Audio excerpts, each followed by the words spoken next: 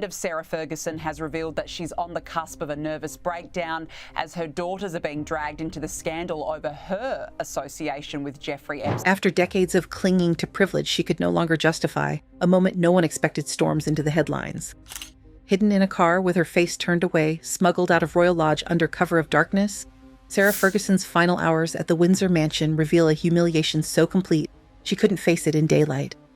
Whispers of panic, abandoned plans, and long-suppressed desperation ignite fierce debate, while sources and observers piece together what really happened. Palace insiders hint at a departure so chaotic it left staff stunned and the royal family silent. Is this the final collapse of the Duchess of Excess? What exactly happened in those last hours? Who saw her leave?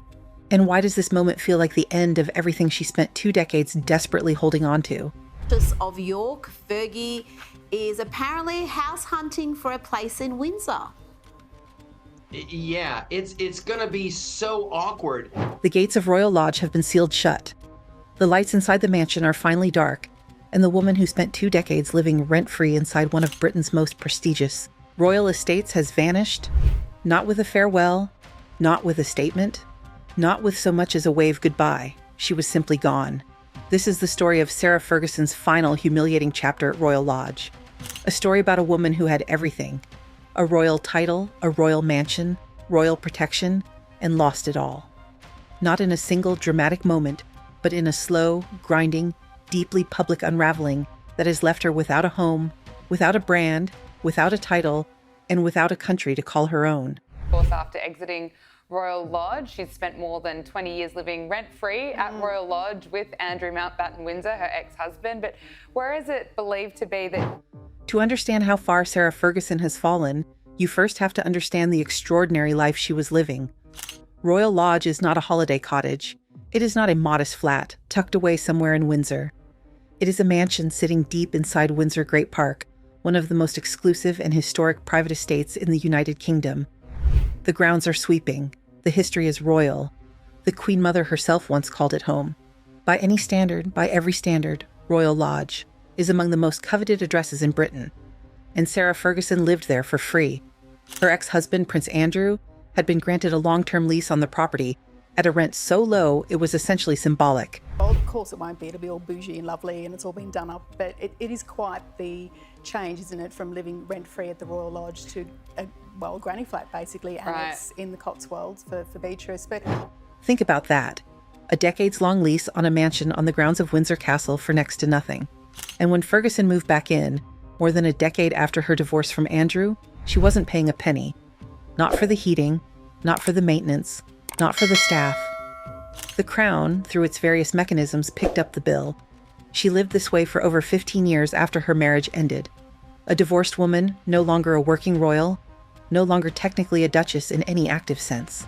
And yet there she was, waking up every morning inside a Windsor mansion, walking those famous grounds, living what she herself acknowledged was a life most people could only dream of. It's been revealed that Prince Andrew hosted the late sex offender Jeffrey Epstein as well as Ghislaine Maxwell and Harvey Weinstein at the Royal Lodge, the publicly owned home where he effectively lives rent-free after he paid for its renovations. Well, this image shows them all at birthday celebrations. While Sarah Ferguson was giving interviews about her beautiful family arrangement at Royal Lodge, something dark was gathering in the background. Something that had been building since photographs emerged of Prince Andrew visiting the home of Jeffrey Epstein, a convicted sex offender who had been imprisoned for soliciting a minor for prostitution. Andrew's connection to Epstein had been a source of discomfort for the royal family for years, but discomfort became full-blown crisis when Andrew sat down for what has since become one of the most catastrophically misjudged interviews in royal history. His BBC Newsnight interview with Emily Maitlis. The Monday morning headlines say it all. Prince Andrew's attempt to explain his friendship with accused sex trafficker Jeffrey Epstein backfiring. You've been on his private plane. Yes. In that interview, Andrew struggled to explain his relationship with Epstein. He offered justifications that the public found baffling. He spoke about a pizza restaurant in Woking with a strange kind of pride. He failed comprehensively and publicly to show any empathy for Epstein's victims.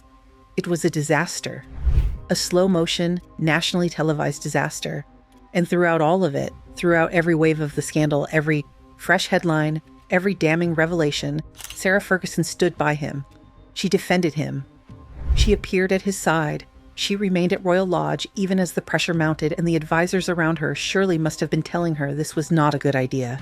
His brother Andrew of all titles, including Prince. Buckingham Palace said in a statement that the king started the process to remove the style, titles, and honors of his younger brother, so he will now be Prince Andrew no more. He is being forced out of his home. Then came late last year.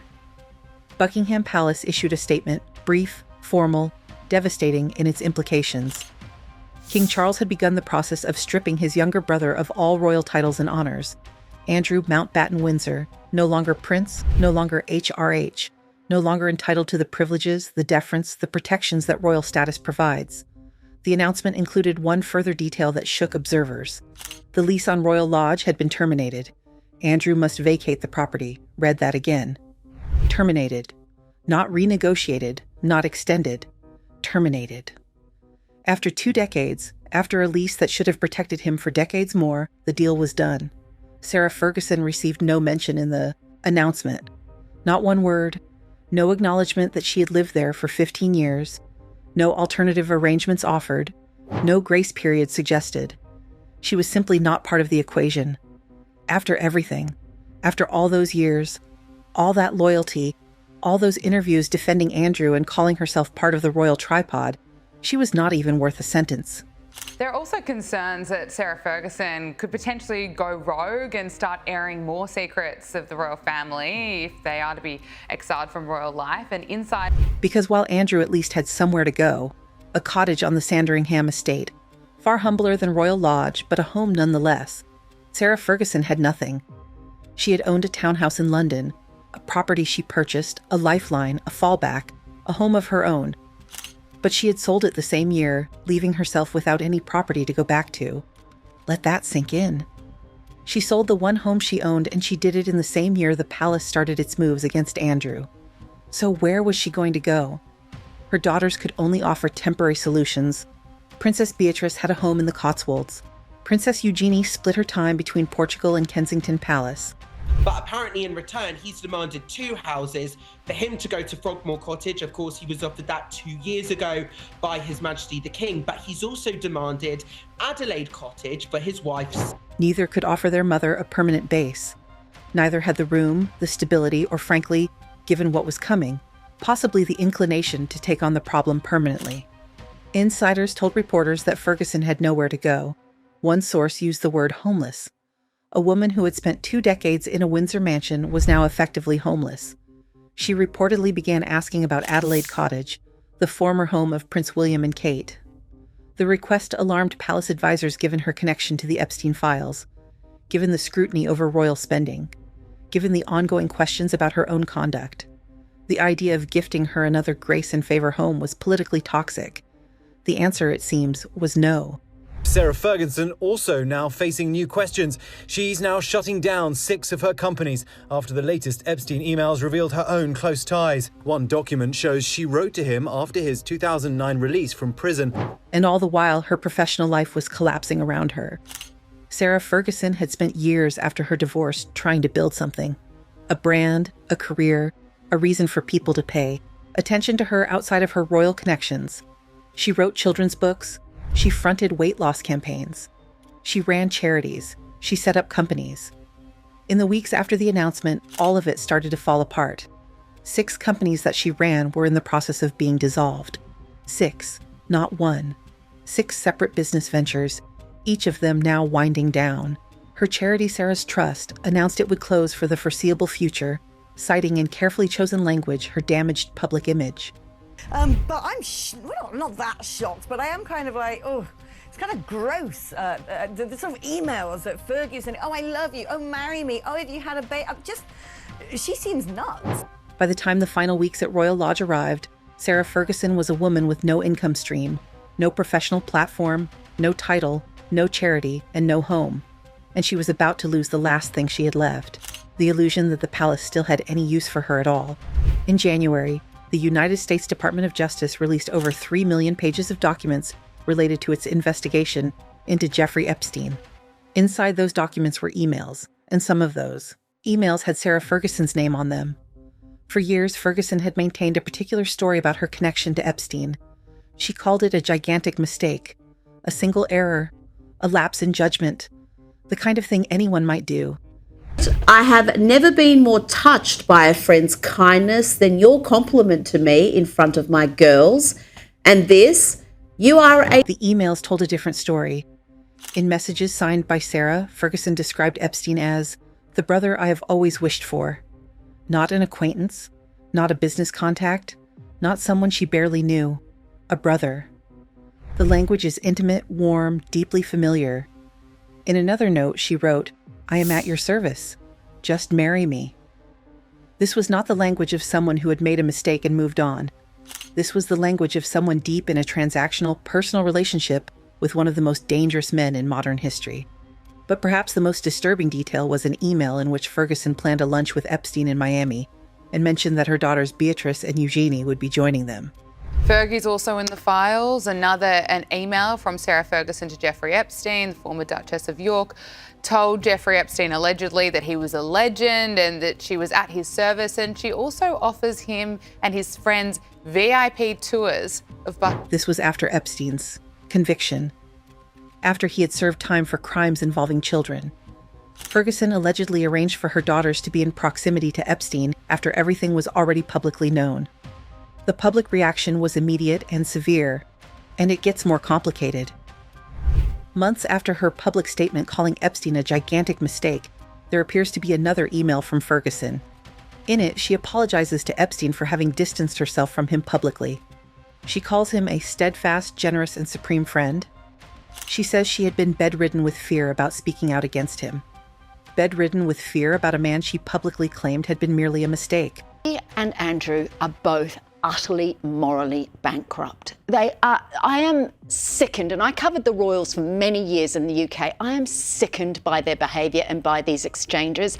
She has no royal title in any meaningful active sense. No HRH, no official duties. No standing to leverage for income or influence.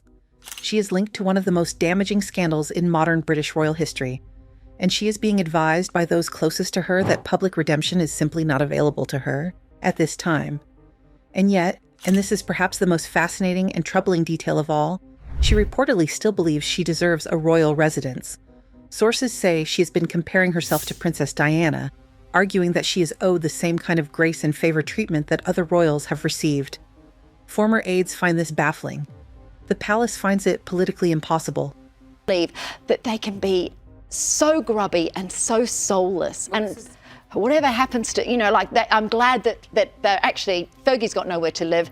Andrew's basically persona non grata for the rest of his life. Because Diana, whatever the controversies of her own life, was never connected to Jeffrey Epstein. Diana was never named in Department of Justice documents. Diana never wrote emails calling a convicted offender her brother.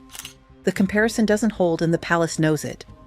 The woman who once called herself part of a royal tripod left alone, in silence in the dark, and the palace moved on without missing a beat.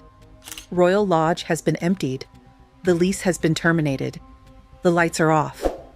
But the story of what happened inside those walls and what it says about power, privilege, loyalty, and the price of proximity to dangerous men is not going away.